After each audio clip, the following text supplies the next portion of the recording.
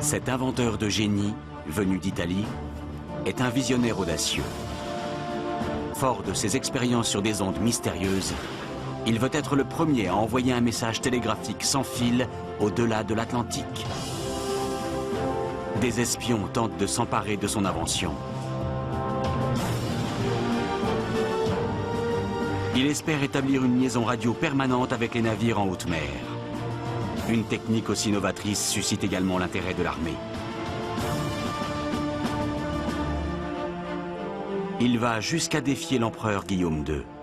Une âpre lutte s'engage alors pour la reconnaissance de son invention révolutionnaire. Guglielmo Marconi et l'aventure de la TSF.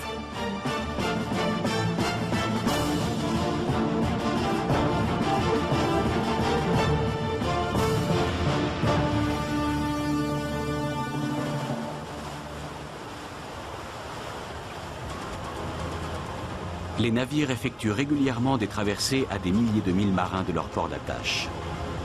Quelle que soit leur position, ils sont toujours joignables par radio et sont reliés par satellite aux stations côtières.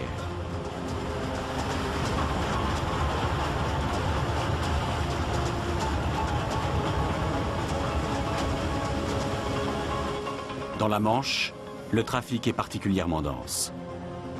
Les gardes-côtes de Douvres contrôlent cette voie maritime 24 heures sur 24.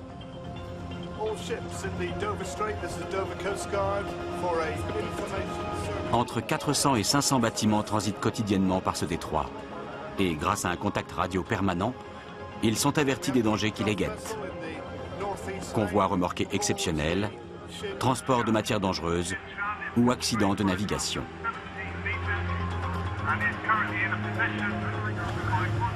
Pour ces géants des mers, la radio est un outil indispensable.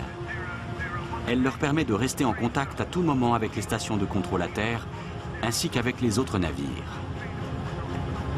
Mais il y a 120 ans, les capitaines au long cours étaient entièrement livrés à eux-mêmes. Londres, fin du 19e siècle.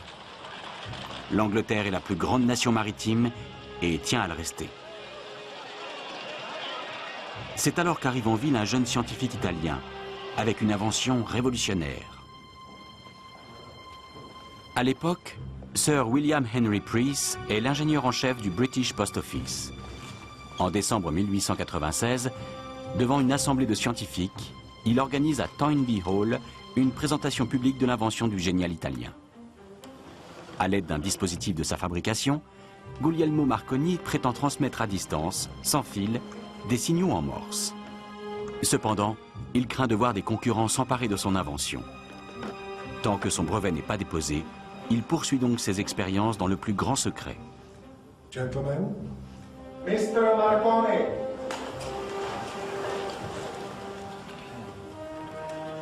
Devant les savants de cette docte assemblée, Marconi apparaît davantage comme un magicien que comme un scientifique. Son invention est accueillie avec beaucoup de scepticisme et on s'étonne qu'il ne la soumette pas à un débat public.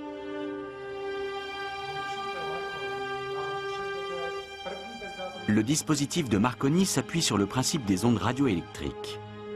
Ce jour-là, il réussit à faire tinter une clochette à distance. Il est persuadé de réussir à accroître progressivement la portée de transmission des signaux. À cette époque, les équipages de navires ne peuvent se transmettre des informations que visuellement, notamment grâce à un code de signaux maritime. Cependant, lorsqu'ils sont en pleine mer, ils sont tout à fait isolés et n'ont aucune possibilité de lancer des appels de détresse. Avec son invention, le jeune Marconi espère bien faire évoluer cette situation. Les participants ont assisté à d'autres tours de passe-passe spectaculaires. Beaucoup sont perplexes et se demandent comment Marconi est parvenu à dissimuler le câble servant à la transmission du signal. Mais ils finissent par être convaincus qu'ils n'ont pas affaire à un illusionniste. Marconi parcourt la salle en portant le récepteur à la main. Les derniers sceptiques doivent se rendre à l'évidence. Le signal est bel et bien transmis sans connexion entre l'émetteur et le récepteur. Ils sont les témoins d'une expérience révolutionnaire. À l'aide de ces ondes magiques, Marconi réussit donc à transmettre un signal à distance. Cette innovation va lui conférer une notoriété internationale. Lorsque l'empereur Guillaume II entend parler de cette invention, il est enthousiasmé. Cette découverte pourrait ouvrir la voie à des applications nouvelles. Dès le départ, il était évident que la TSF allait s'avérer cruciale dans le domaine militaire. Cette technique permettait d'établir une communication entre plusieurs stations mobiles. Cela présentait un intérêt pour l'armée de terre et surtout pour la marine de guerre, pour laquelle l'empereur Guillaume II avait un faible, c'est bien connu. L'empereur charge immédiatement le scientifique berlinois Adolf Slaby d'enquêter sur la découverte de Marconi.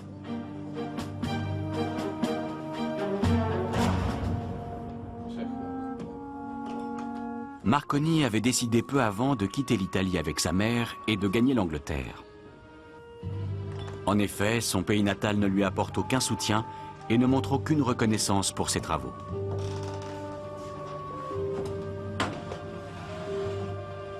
Sa mère, d'origine irlandaise, est la petite fille du fondateur de la distillerie de whisky Jameson. La famille a beaucoup de relations. Dans l'Angleterre progressiste de la fin du XIXe siècle, Marconi espère que son invention suscitera plus d'intérêt qu'en Italie. Il a également l'intention de déposer un brevet afin de protéger sa découverte. La famille Marconi est originaire du nord de l'Italie et le père de Guglielmo est un riche propriétaire terrien. Guglielmo passe une enfance heureuse près de Bologne. Au cours de ses jeunes années, il reçoit une éducation à domicile, puis fréquente l'Institut Cavaliero à Florence. Loin d'être un élève brillant, il se verra par la suite refuser l'entrée à l'université et à l'académie de marine. Il se passionne pour l'électricité dès son enfance. À 10 ans, il bricole un dispositif de paratonnerre qu'il installe sur le toit de la maison familiale. À 16 ans, dans le grenier de la maison, il réalise ses premières expériences sur la propagation des ondes hertziennes. Depuis son plus jeune âge, Marconi est fasciné par la mer et les bateaux. Et il se rend souvent au port de Livourne. Un jour, en regardant les navires, une idée lui traverse l'esprit. Il serait fantastique de pouvoir rester en contact permanent avec les équipages, même lorsqu'ils sont en haute mer. À Londres, Marconi poursuit sans relâche ses expériences en s'appuyant notamment sur les découvertes de l'allemand Heinrich Hertz. Après maintes tentatives, il parvient à transmettre des signaux sur plusieurs centaines de mètres à l'aide de son émetteur-récepteur. Le voici prêt à faire breveter son invention. L'émetteur de Marconi se compose d'une bobine d'induction et d'un éclateur relié à un manipulateur Morse. Lorsque la bobine génère une tension électrique élevée, il se produit une étincelle entre les deux bornes sphériques de l'éclateur qui indique l'émission d'une onde électromagnétique. L'électricité a longtemps été considérée comme une science malpropre. En se livrant à des expériences électriques, on se salissait les mains, car les piles étaient souillées, et ça faisait toutes sortes de bruits désagréables, des interférences, des étincelles. Les gens qui voyaient ça de loin avaient du mal à comprendre ce qui se passait. Ils s'imaginaient qu'un magicien était en train de jouer avec des forces surnaturelles. Les proches de Marconi se faisaient du souci. Ils craignaient que quelque chose ne tourne pas rond dans sa tête. À l'époque, plusieurs grandes compagnies, notamment l'Anglo-Américaine et la Western Union, se partagent le monopole des communications télégraphiques dans le monde. Elles gagnent des fortunes grâce à cette activité. Les messages en morse sont transmis par l'intermédiaire de câbles sous-marins et les compagnies développent sans relâche leur réseau. Une dizaine de ces câbles relient alors l'Amérique à l'Europe. Ces travaux représentent des investissements considérables. La transmission de messages entre les deux continents n'a jamais été aussi rapide et fiable. Pourtant, Marconi est convaincu que sa technique est plus avantageuse, plus simple à installer et surtout qu'elle offre une flexibilité incomparable. Les compagnies de télégraphie n'imaginent pas que le jeune Italien va leur donner autant de fil à retordre. Marconi travaille d'arrache-pied à son invention et réalise des expériences à l'aide de divers matériaux. Il veut étendre la portée des ondes radioélectriques et augmenter la sensibilité de son récepteur. Il se sert notamment d'une invention du physicien Édouard Branly, le cohéreur, ou tube à limaille, qui détecte les ondes électromagnétiques. Branly a découvert que la limaille de fer présente dans le tube devenait conductrice sous l'effet des ondes hertziennes. Un léger coup de maillet interrompt le courant et le cohéreur est prêt à capter le signal. Lorsque l'étincelle suivante se produit, le courant passe à nouveau. Plus la réaction de la limaille de fer est sensible, meilleure est la réception du signal.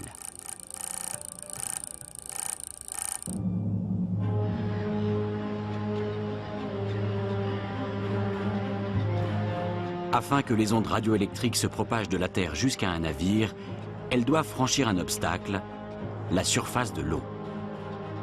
En mai 1897, au-dessus du canal de Bristol, Marconi tente une expérience inédite entre Cap Lavernock et l'île de Flatholms. Depuis plusieurs jours, son assistant George Kemp est posté près du récepteur installé sur l'île. Mais leur tentative reste vaine. Aucun signal n'est transmis au-delà de l'eau. Marconi décide alors d'utiliser une antenne plus longue. À Berlin, Adolf Slaby, le concurrent de Marconi, a eu vent de cette expérience. Il met tout en œuvre pour s'approprier le projet.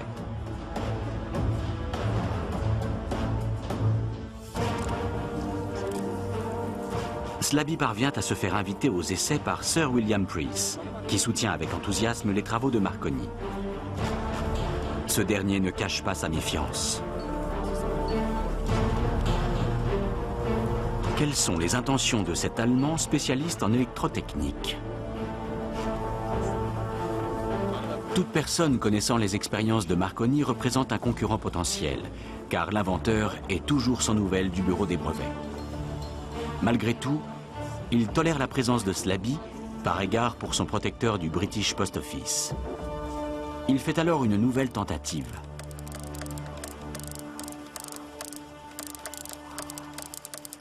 Cette fois, elle réussit. Les ondes se propagent jusqu'à l'île et peu après, un message est réceptionné en retour.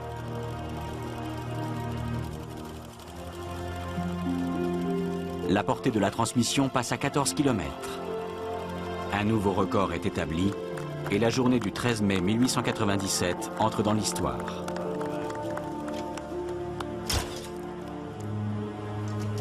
Slaby est impressionné. Cette expérience ne manquera pas de susciter l'intérêt de l'empereur.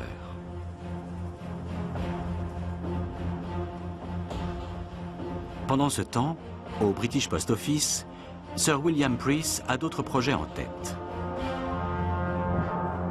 Il est convaincu du potentiel que représente la télégraphie sans fil. Il conseille au gouvernement d'acquérir les droits du futur brevet de Marconi, tout en suggérant de ne pas proposer à l'inventeur plus de 10 000 livres sterling. Marconi n'est, pour William Preece, qu'un jeune étranger inexpérimenté. Selon lui, seules les autorités postales britanniques peuvent utiliser son système de transmission. C'est sous-estimer Marconi. En juillet 1897, Marconi se voit enfin délivrer le brevet tant attendu. Il lui reconnaît la paternité de la transmission des oscillations et signaux électriques entre appareils distants. Marconi est depuis quelque temps déjà en négociation avec des hommes d'affaires irlandais. Elle se conclut par un contrat ouvrant de belles perspectives d'avenir. Les barons du whisky et d'autres investisseurs créent alors la société de télégraphie sans fil Wireless Telegraph and Signal Company. Marconi cède son brevet à cette société en contrepartie d'un montant de 15 000 livres et d'une participation de 60% dans le capital de la société. Il obtient 25 000 livres supplémentaires pour le développement de son invention. En l'espace de 6 mois, la valeur de ses actions triple. À 23 ans, Marconi est riche et célèbre. À l'époque, la plupart des scientifiques et des inventeurs ne pensaient pas vraiment à déposer de brevets. Ils mettaient au point un procédé, publiaient leurs découvertes et c'était tout. Ensuite, ils passaient à autre chose. Marconi, en revanche, était un homme d'affaires avisé, conscient de l'importance des brevets et de la nécessité de fonder une société au rein solide sur le plan financier. Il avait compris aussi l'enjeu que représentaient les télécommunications. L'inventeur poursuit l'amélioration de son système de transmission. Toujours en 1897, la marine royale italienne lui permet d'installer son dispositif à bord d'un navire remorqueur. La presse se fait l'écho de la première transmission télégraphique sans fil entre un bateau et la terre ferme. Par la suite, il réussit à transmettre des signaux au-delà de la Manche jusqu'aux côtes françaises. Partout, il fait la une des journaux.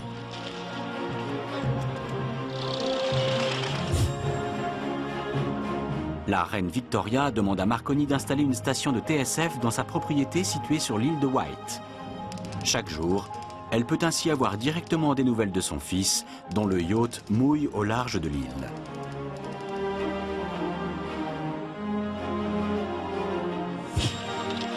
En 1899, Marconi part aux États-Unis où il transmet en temps réel le déroulement d'une régate de l'America's Cup. Ce premier commentaire sportif en direct fait sensation auprès du public. Pendant ce temps, Adolphe Slaby, le concurrent de Marconi, présente à l'empereur le résultat de son enquête. Le comte d'Arco, qui est l'assistant d'Adolphe Slaby, deviendra par la suite cofondateur et directeur de la puissante société allemande AEG. En Angleterre, Slaby a étudié avec précision le système de transmission de Marconi et il réussit à le copier.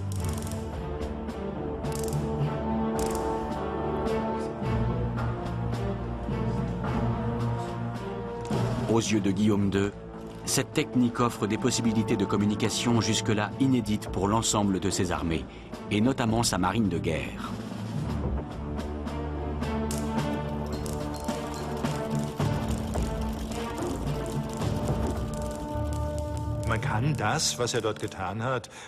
On peut considérer que Slaby s'est livré à de l'espionnage industriel. Il a observé les expériences de Marconi et quand il est rentré à Berlin, il les a reproduites. Sans ces actes d'espionnage, la TSF aurait sans doute démarré plus tard en Allemagne.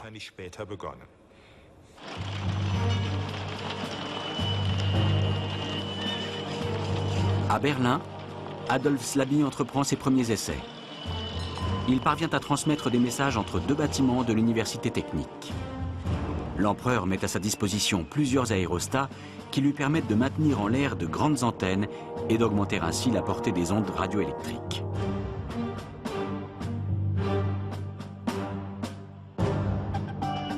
Ces expériences vont déclencher un orage artificiel et perturber tout le réseau téléphonique berlinois. Malgré tout, il est persuadé de pouvoir maîtriser rapidement cette nouvelle technique et de rattraper Marconi. De son côté, l'inventeur italien installe des stations d'essai le long des côtes anglaises. La société de TSF de Marconi éveille l'intérêt d'un client de premier plan, la compagnie d'assurance maritime Lloyd's. Elle envisage dans un proche avenir l'installation d'une série de stations de TSF côtières. Si l'opération est un succès, les compagnies maritimes assurées auprès de la Lloyd's s'équiperont elles aussi du système de Marconi. Voici le cap Lizard, en Cornouailles, au sud de l'Angleterre, où a été bâtie l'une des premières stations de TSF côtières. Elle avait autrefois une portée de 280 km, ce qui permettait de prévenir les autorités londoniennes de l'arrivée des navires. Le National Trust, association britannique de défense du patrimoine, s'occupe aujourd'hui de la préservation de ce bâtiment. La plupart des appareils ont été construits par Marconi lui-même. Un récepteur, un enregistreur à stylet pour consigner les messages et des bouteilles de LED, les ancêtres du condensateur, qui emmagasinent de l'énergie électrique et produisent des ondes électromagnétiques. Sur les côtes de la Manche, la société de Marconi lance l'exploitation de plusieurs stations de TSF. Les compagnies maritimes sont toujours plus nombreuses à s'intéresser à ce nouveau procédé. Désormais, Marconi parcourt le monde entier. Il se rend notamment en Amérique du Nord afin de présenter son invention aux autorités de l'armée de terre et de la marine. Il installe des antennes et un récepteur à bord d'un paquebot pour vérifier combien de temps il peut rester en contact avec les stations côtières. Pour la première fois, les passagers ont la possibilité de recevoir des nouvelles au cours de la traversée.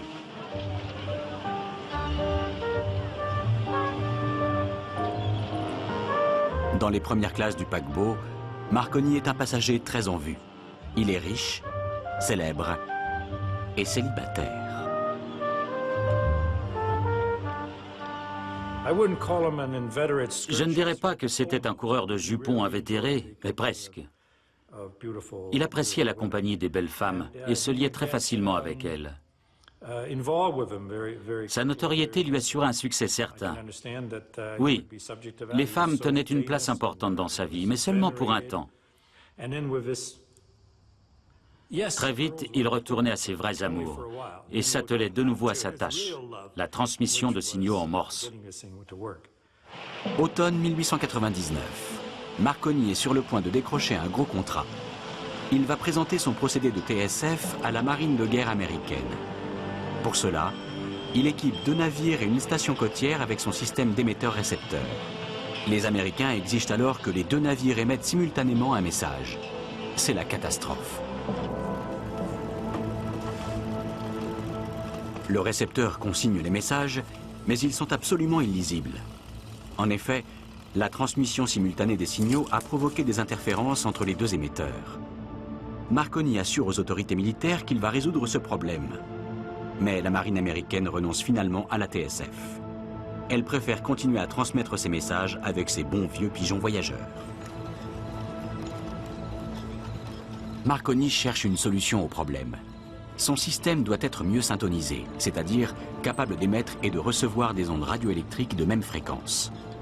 Il est impératif que le mode d'émission en simultané soit entièrement fiable. C'est à ce moment que l'inventeur fait une découverte capitale. Institut électrotechnique de Bologne. Voici un appareil datant de 1900, grâce auquel Marconi a résolu le problème des interférences entre plusieurs émetteurs. Au début de ses expériences, il règle le circuit émetteur-récepteur uniquement en fonction de la longueur de l'antenne, ce qui provoque à plusieurs reprises des interférences. Pour les supprimer, il ajoute au circuit une bobine qui sert d'instrument de syntonisation supplémentaire. Cela permet au système de recevoir plusieurs fréquences sans que les signaux soient perturbés.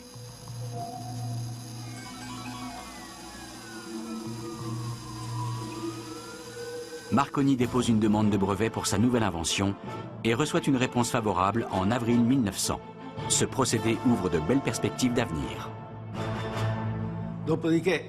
Il s'agit de son célèbre brevet numéro 7777, relatif à la syntonisation des circuits, ce qui permet l'utilisation de plusieurs fréquences.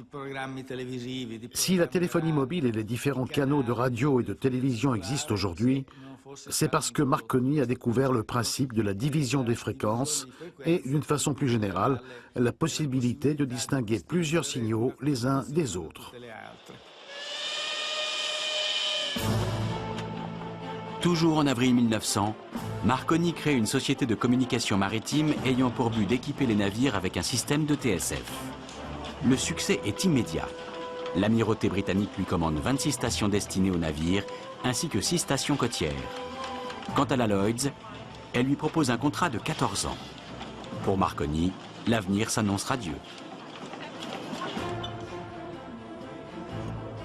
C'est alors que la société de Marconi reçoit un message des autorités postales britanniques. S'il veut voir les compagnies maritimes figurer parmi ses clients, il est face à un problème juridique. En effet, le British Post Office détient le monopole de la télégraphie privée. La situation semble sans issue. Marconi décide alors d'organiser différemment les activités de sa société. Dorénavant, elle louera toutes ses stations de TSF qui seront gérées exclusivement par son personnel. La TSF sera ainsi considérée sur le plan juridique comme une activité interne à sa société. Elle n'entamera donc pas le monopole du British Post Office. Et on interdira aux opérateurs de Marconi de faire suivre les messages provenant d'autres systèmes de transmission.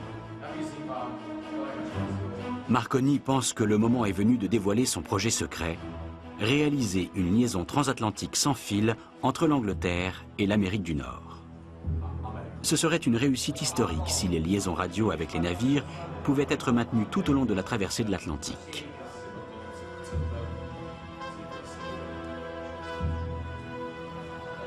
Les directeurs de la société donnent leur accord pour ce projet. Ils n'imaginent pas les sommes qu'ils devront y investir.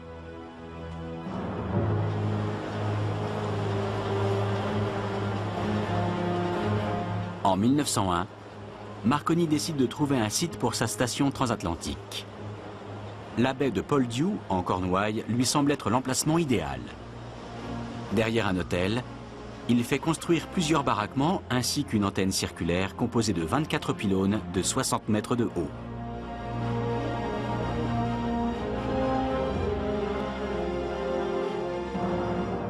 Il engage un physicien de renom, John Ambrose Fleming, professeur d'électrotechnique et spécialiste des centrales électriques.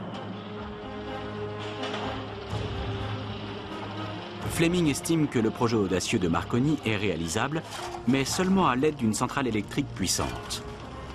Il en fait construire une composée d'un moteur de 32 chevaux alimentant un générateur. Les transformateurs fournissent une tension de 20 000 volts. En comparaison, les installations antérieures de Marconi font figure de jouet. Au moment des premiers essais, Marconi et Fleming sont obligés de protéger leurs oreilles en raison de la violence de la détonation produite par les décharges électriques. L'expérience de Marconi remet en cause toutes les certitudes de l'époque sur les ondes électromagnétiques. Pour les scientifiques, cette expérience est vouée à l'échec, car les ondes radio ne peuvent se déplacer, selon eux, qu'en ligne droite. Une liaison transatlantique semble donc irréalisable en raison de la courbure de la Terre. Marconi relève le défi.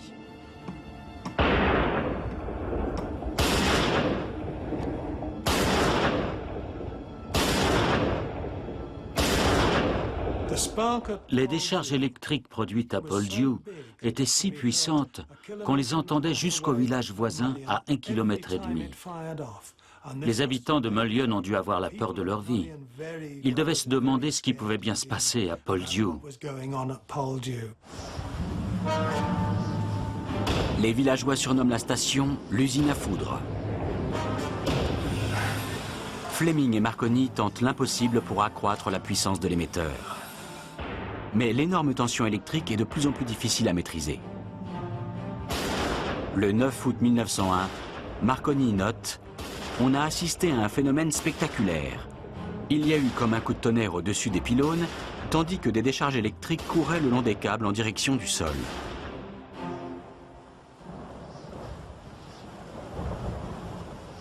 Marconi décide de poursuivre la construction pendant la saison des intempéries. En septembre 1901, alors que la station n'est pas encore terminée, éclate une violente tempête.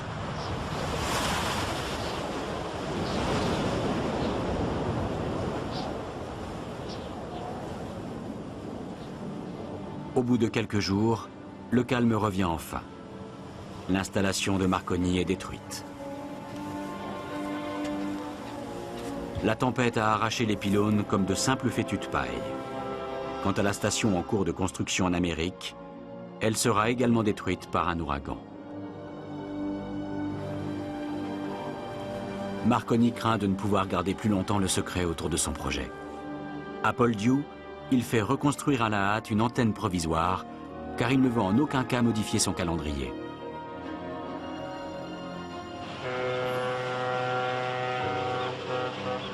Fin novembre, il décide d'embarquer pour l'Amérique du Nord avec George Kemp et un autre assistant. Il leur faut trouver un emplacement pour reconstruire une station.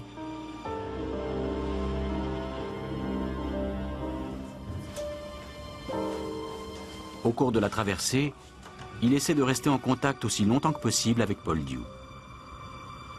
La construction des deux stations a déjà englouti la somme de 50 000 livres. Si la tentative de liaison outre-Atlantique se solde par un échec, la société de Marconi risque de se retrouver dans une situation délicate.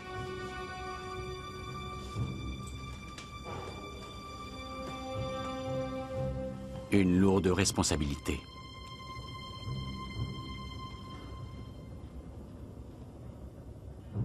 La traversée dure 10 jours. Marconi a choisi d'implanter la nouvelle station à Terre-Neuve, au large du Canada, car c'est le point le plus proche de l'Angleterre. Le 6 décembre 1901, la côte de Saint John est en vue. Marconi et ses assistants choisissent l'emplacement de Signal Hill, à quelques kilomètres à l'est, dans un ancien hôpital.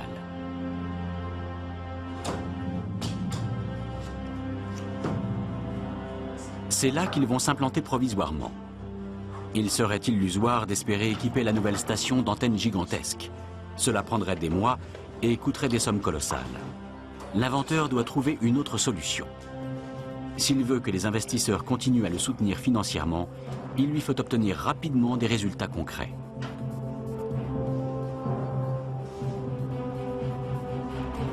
Ils n'ont apporté d'Angleterre que le strict nécessaire. Un simple cohéreur leur servira de récepteur, et pour installer les antennes, ils ont une idée audacieuse. Ils vont les maintenir en l'air grâce à des ballons et des cerfs-volants.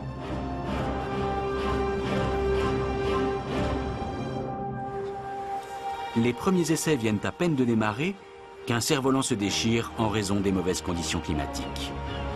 Et George Kemp manque de tomber de la falaise. Heureusement, la tempête finit par se calmer.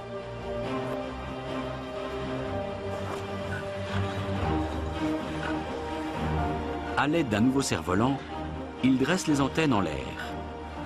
Des câbles de 120 mètres de long vont servir de récepteurs aux signaux venant d'Angleterre. L'antenne est instable et réglée de façon approximative. Pourtant, Marconi tente le tout pour le tout. C'était un joueur. Quand on est joueur, on tente le coup pour voir si ça marche. Sinon, on essaie autre chose. Il a joué à qui tout double sans vraiment connaître les lois de la physique qui s'appliquent aux ondes radioélectriques. C'était vraiment risqué.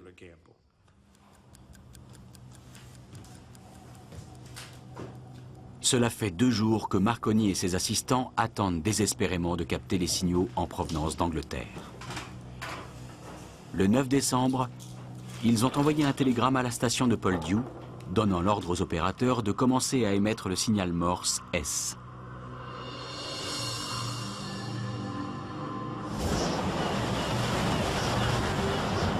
Jour et nuit, les opérateurs de Poldhu envoient 250 fois de suite la lettre S sous la forme de 3 signaux brefs.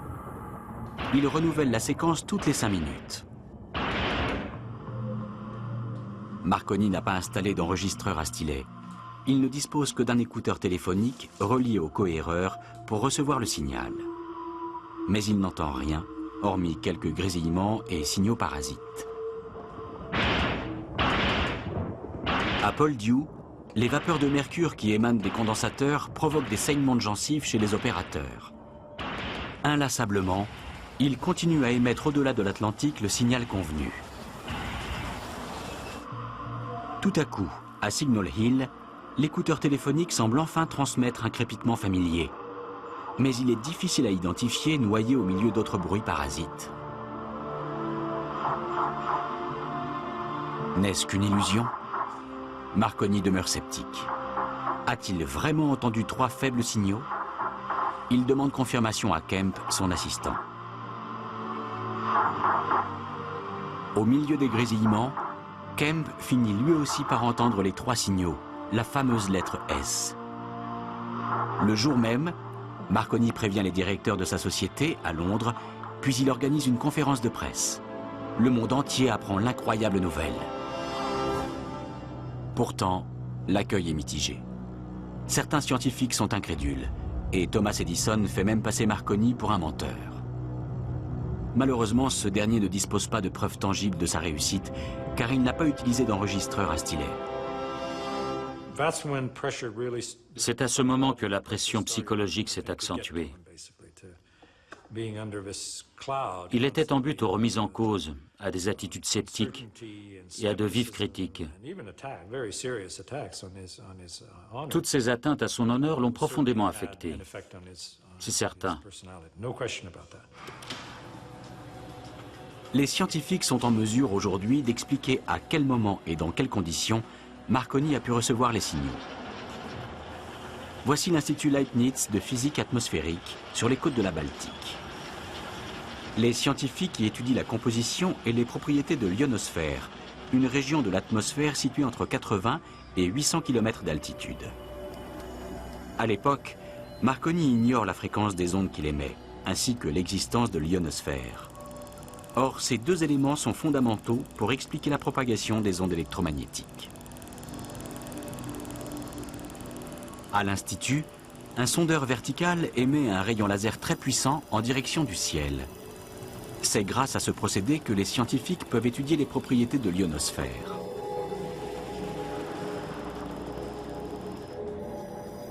La partie haute de l'ionosphère, à 250 km d'altitude, est composée d'une couche de gaz fortement ionisée par le rayonnement cosmique et solaire, qui réfléchit très bien les ondes courtes. Dans la partie basse, en revanche, il existe une couche qui absorbe les gaz. Or, cette couche apparaît au lever du soleil et disparaît au coucher. Ainsi, la propagation des ondes varie en fonction de la saison, du moment de la journée et du rayonnement solaire. Les scientifiques ont déterminé que Marconi avait émis des ondes d'environ 360 mètres. Ils ont entré tous les paramètres dans un programme de simulation et ont obtenu le résultat suivant. En décembre 1901, les conditions étaient réunies pour que les signaux émis par Marconi franchissent l'Atlantique. Les expériences spectaculaires de Marconi provoquent un sursaut des puissantes compagnies de télégraphie qui ont peur de voir leurs investissements réduits à néant. La compagnie anglo-américaine interdit à l'inventeur de poursuivre ses activités en se fondant sur l'élément suivant. Elle possède la licence exclusive pour les liaisons télégraphiques entre Terre-Neuve et l'Angleterre. Marconi ne veut en aucun cas risquer une bataille juridique. Il décide donc d'interrompre ses expériences à Terre-Neuve.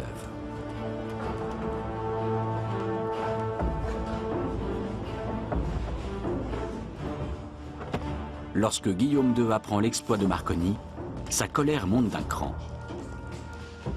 Il n'existe toujours pas d'autre système de TSF sur le marché, car les deux grandes compagnies télégraphiques allemandes, AEG et Siemens, se livrent une compétition acharnée, ce qui retarde le développement d'un nouveau système. En attendant, certains armateurs allemands comme Hapag-Lloyd installent sur leurs navires le système de Marconi. En cas de guerre, ces navires seraient réquisitionnés par l'empereur qui découvrirait les équipements italiens à bord. Guillaume II exige que Slaby organise un concours pour tester les systèmes allemands concurrents.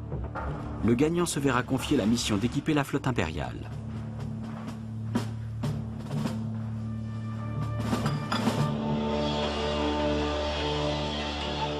AEG et Siemens s'engagent dans une course au coude à coude. L'empereur finit par trancher lui-même. Sans demander l'avis de ses amiraux, il mandate la compagnie AEG, représentée par Slaby, pour installer un système de TSF sur les navires de la flotte impériale. Guillaume II n'a pas de temps à perdre. Il veut accroître sa flotte afin de disputer à l'Angleterre sa suprématie maritime. À Londres, Marconi ne sait rien des intentions de l'empereur.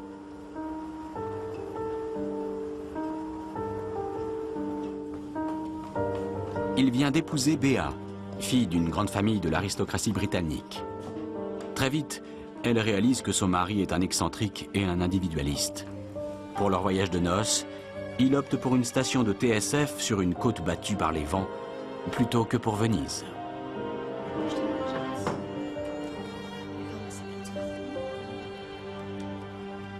La société de Marconi gère désormais 54 stations côtières et 12 compagnies maritimes ont équipé leurs navires de son système de TSF.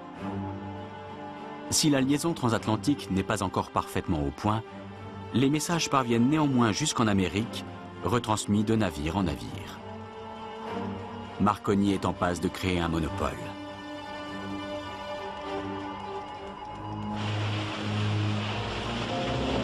Un incident diplomatique survient lorsque le frère de Guillaume II, le prince Heinrich, effectue la traversée pour regagner l'Europe depuis l'Amérique. En haute mer, il souhaite adresser un télégramme de remerciement au président américain en utilisant l'appareillage de Slaby. Mais les opérateurs de Marconi refusent de transmettre le message. Ils refusent même de transmettre des messages de l'empereur en personne.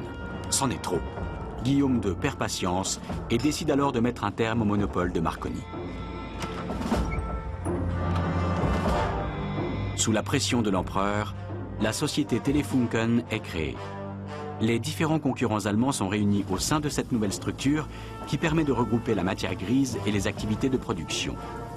Une grande station de TSF est bâtie tout près de Berlin. Peu après, Telefunken dispute à Marconi les marchés lucratifs à l'étranger.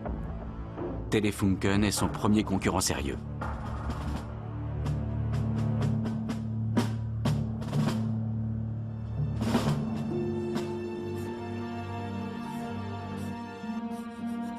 Marconi n'a pas abandonné son rêve de perfectionner la liaison transatlantique. Il est persuadé de pouvoir atteindre son objectif au moyen d'antennes et de générateurs encore plus puissants. Cependant, les dirigeants de sa société sont réservés, car les nombreuses stations côtières engendrent déjà des frais énormes. La société n'a plus de liquidité. Marconi décide alors d'investir dans son projet l'ensemble de sa fortune.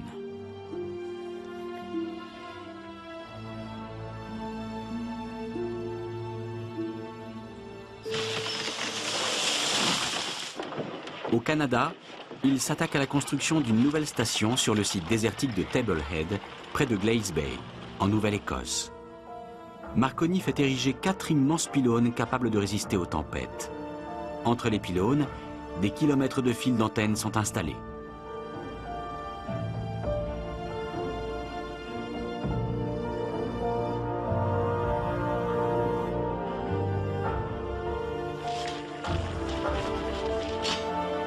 De l'autre côté de l'Atlantique, à Poldhu, il fait construire une voie de chemin de fer destinée à transporter la tourbe qui alimente la centrale de la nouvelle station.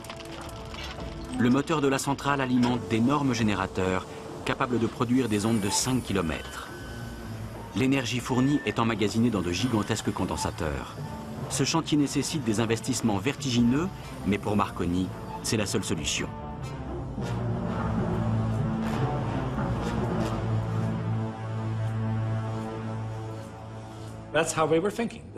Voici comment ils voyaient les choses. Ils avaient besoin d'une énorme quantité d'énergie.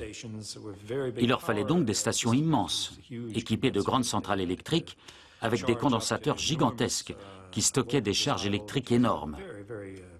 Ça faisait beaucoup de bruit et c'était extrêmement dangereux. Si une personne avait le malheur de faire une fausse manœuvre, elle était électrocutée sur le champ. Aujourd'hui, il reste peu d'émetteurs à ondes longues. Ils sont utilisés notamment pour la communication avec les sous-marins.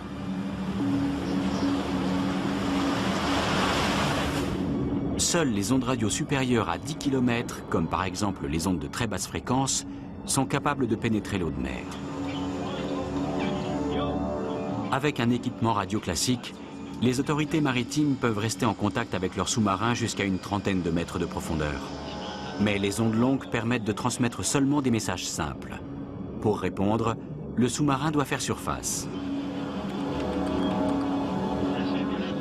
Les communications avec les sous-marins en plongée profonde sont très difficiles. Elles nécessitent la mise en œuvre de techniques et d'équipements spécifiques.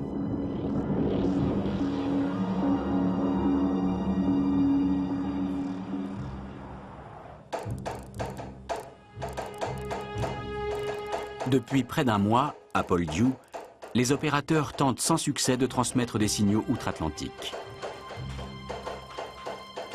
Côté canadien, Marconi fait modifier à plusieurs reprises le réglage des antennes. En vain. Les techniciens sont perplexes et Marconi commence à perdre espoir. Un an auparavant, à Terre-Neuve, il avait réussi à capter un signal à l'aide d'une seule antenne de fortune. Mais aujourd'hui, dans cette station perfectionnée, équipée de grands pylônes et d'antennes élaborées, aucun signal n'est capté. Soudain, l'inventeur a une autre idée. Il décide d'inverser le sens de l'émission et de la réception. Côté canadien, les transformateurs de Glace Bay commencent à envoyer les ondes radioélectriques par-delà l'Atlantique. Elles parcourent plus de 3000 km jusqu'à la station de Poldhu.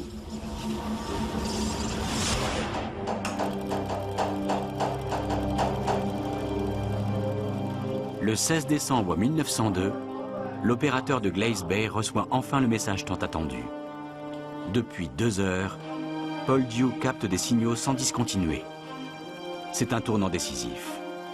Cette réussite démontre que le système de Marconi fonctionne aussi sur de très grandes distances.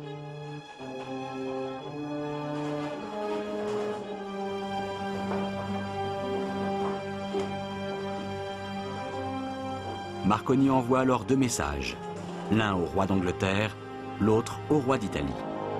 Cette fois, il a pris ses précautions en invitant un témoin neutre à assister à la scène.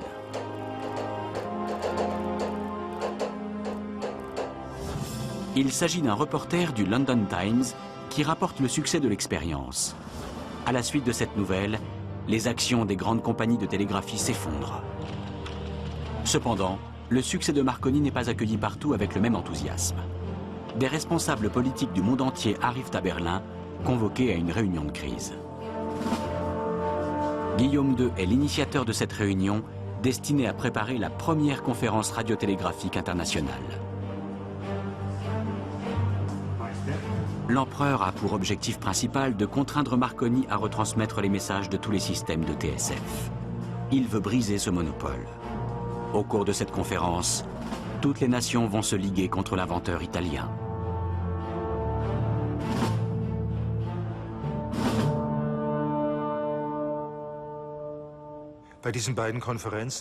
Les 2 conférences de 1903 et 1906 avaient pour but d'instaurer un réseau mondial de TSF. Cela impliquait bien sûr une coopération entre des dizaines de pays. Tous ces pays ont participé aux conférences et ils se sont tous ligués contre leur adversaire commun, le grand Marconi, qui possédait déjà le réseau mondial.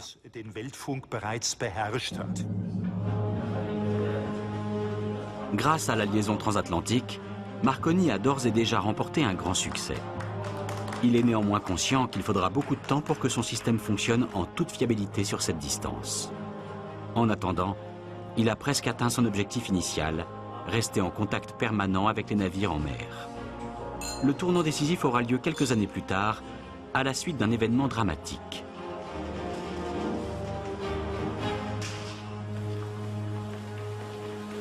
La bibliothèque bodléienne est la plus prestigieuse des bibliothèques de l'université d'Oxford. C'est ici que sont conservés les documents relatifs à la société de Marconi.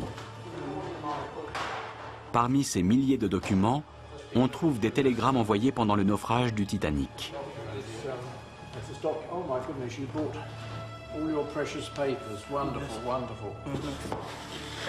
Grâce à la TSF, quelques 3000 messages ont pu être échangés entre les navires croisant à proximité du Titanic et les stations à terre. Ces messages témoignent de toutes les communications échangées au cours de cette nuit tragique. « 14 avril 1912, le Titanic heurte de plein fouet un iceberg. À bord, les opérateurs de TSF envoient en toute hâte des messages de détresse.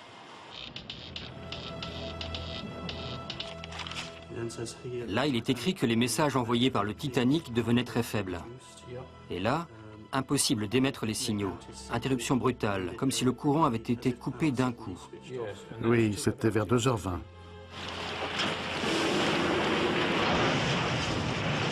En effet, à 2h20 du matin, les chaudières explosent et le courant est coupé. Jusqu'au bout, les opérateurs signaleront la position du navire. Ce message du Titanic est le dernier qui nous soit parvenu. C'est très émouvant. Les navires croisant à proximité captent les appels à l'aide du Titanic. Le matin du 15 avril, lorsque le Titanic commence à sombrer, le Carpathia arrive sur les lieux averti par les messages de détresse. Il parvient à secourir 704 passagers.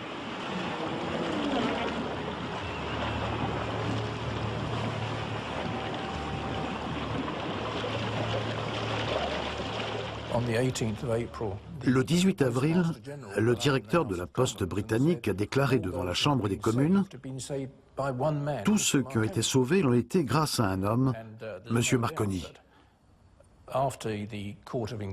Une fois l'enquête terminée, il a été exigé que tous les navires de plus de 50 passagers soient équipés de la TSF.